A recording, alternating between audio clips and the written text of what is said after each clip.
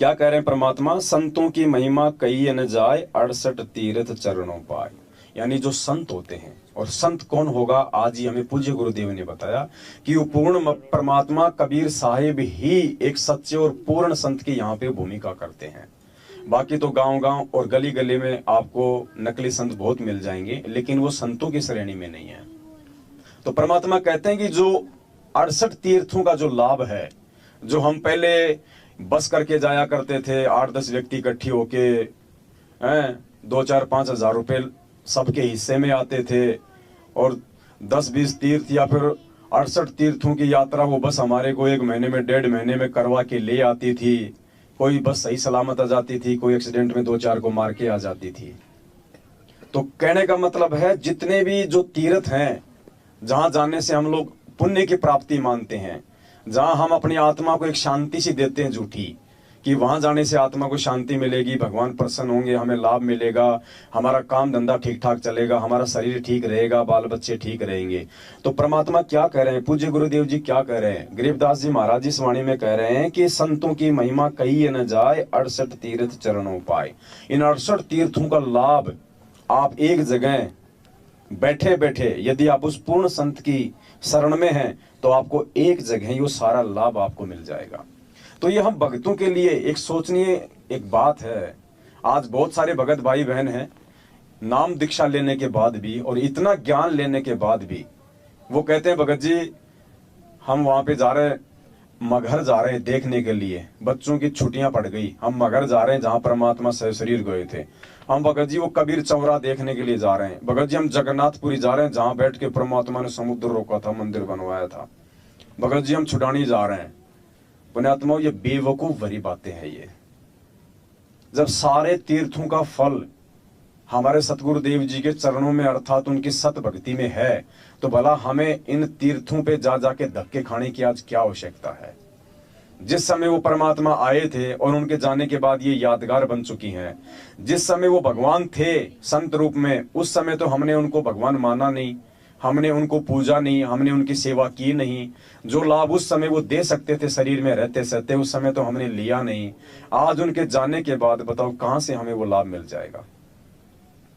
तो कोई भी भगत भाई बहन, क्योंकि बहुत सारे लोग हैं, उनके फोन भी आते हैं, तो एक हमारे को ये शिक्षा लेनी चाहिए आज यहाँ पे इस साथ संगति में आके, कि दुनिया में जितने भी जो तीर्थ हैं जहां जाने से हम पुण्य की प्राप्ति मानते हैं, अगर आप सतगुरु रामपाल जी भगवान के शिष्य हैं और यदि आप उनकी मर्यादा में रह के भक्ति कर रहे हैं, तो आपको कहीं भरमने और भटकने की जरूरत नहीं है।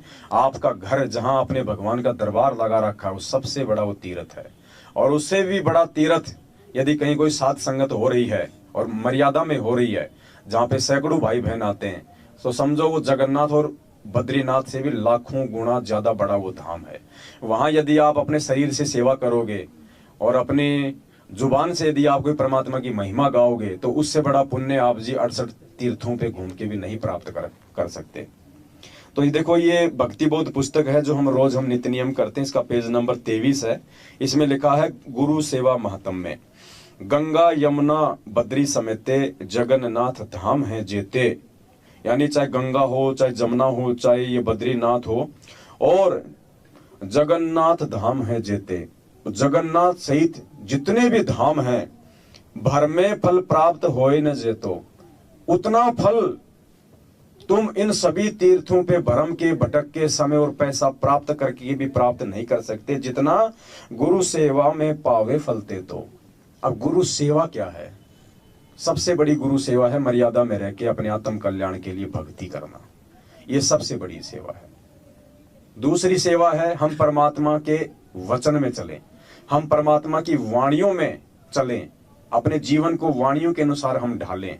निंदा चुगली, एक दूसरे के सामने कटाक्ष करना, किसी को नीचा दिखाना, एक दूसरे के सामने बड़ा बनने के लिए बड़ी बड़ी बातें करना, निंदा करना, इन सब से हम सभी भाई बहन हम दूर हो जाएं। तो ये भी भगवान की सेवा है। गुरु महत्म को वार न पारा, यानी गुरु महत्म, गुरु जी की हम जो महिमा करते हैं, गुरु जी की हम जो मर्यादा में रह के भक्ति और सेवा करते हैं, कहते हैं उसका तो वारन पार ही नहीं है। कोई वारन पार नहीं है, उसके बराबर कोई है नहीं। मालिक की वाणी है ना कि गुरु सेवे कोई चतुर सयाना, और गुरु पढ़तर कोई और ना आना। यानी गुरु के द्वारा बताई गई भक्ति विधि को वही आत्मा कर सकती है। गुरु क्या था? वाणी, वाणी क्या है? वाणी, वाणी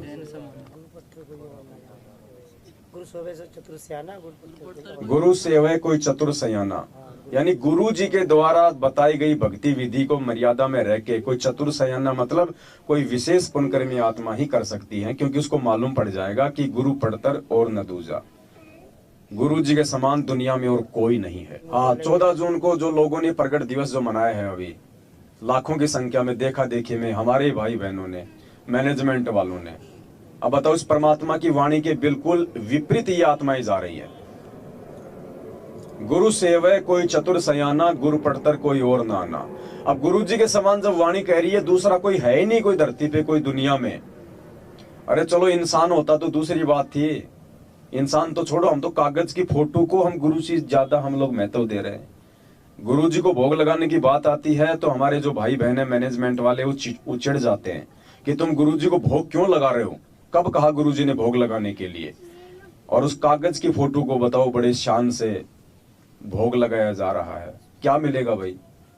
सिर्फ अकाल मौत मिलेगी, क्योंकि कागज की फोटो को भगवान मान के भोग लगाओगे, सतगुरु रामपाल जी भगवान के धरती पे रहते सहते, तो सिर्फ अकाल मौत मिलेगी, क्योंकि तुम्हारी मर्यादा टूटेगी वहां पे।